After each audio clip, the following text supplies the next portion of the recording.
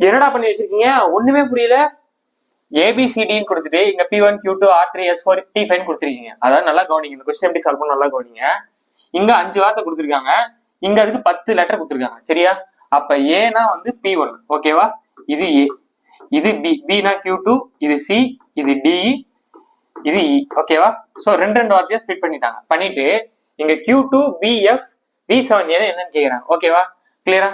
So இப்போ Q2 என்னன்னு பாருங்களேன். Q2 வந்து பின்னு சொல்றாங்க. கரெக்டா? சோ Q2 பி, அப்ப பீனா சார், பீனா வந்து Q2, வேலை முடிஞ்சா. சோ ஆப்ஷன்ல பாருங்க, ஓ எல்லாமே பி Q2ல தான் இருக்கா? சோ இது வரைக்குமே எல்லாமே அப்படிதான் இருக்கு போல. சோ அடுத்து பாருங்களேன், F கொடுத்துருக்காங்க, லாஸ்ட் ல முடிஞ்சிருக்கா. என்னன்னு தெரிஞ்சிச்சு நமக்கு, T5 தெரிஞ்சிச்சு. அப்ப F என்ன வரும்? T கருத்து என்னது? U, 5 அப்புறம் 6. அப்ப Fனா U6ன்றது தெரிஞ்சிச்சு. ஓகேவா? சோ அப்ப இந்த ரெண்டு ஆப்ஷனை தூக்கிடலாம். கரெக்டா? அப்ப ரெண்டுத்துல ஏதாவது போகுது. சோ U6 வரைக்குமே நம்ம கண்டுபிடிச்சிட்டோம்.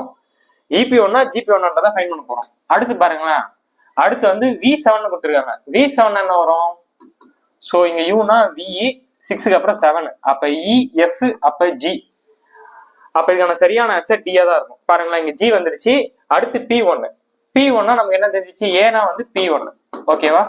அப்ப இதுக்கான சரியான ஆன்சர் D ஆப்ஷன் தான். ஓகேவா? அப்போ இந்த கொஸ்டினுக்கு என்ன ஆன்சர்ன்றதை கமெண்ட் பண்ணுங்க. ட்ரிக் பிடிச்சிருந்துச்சுன்னா ஃபாலோ பண்ணிட்டு உங்க ஃப்ரெண்ட்ஸ் ஷேர் பண்ணி விட்டுருங்க. அடுத்த ஒரு மேட்ச்ல சந்திப்போம். பாய்.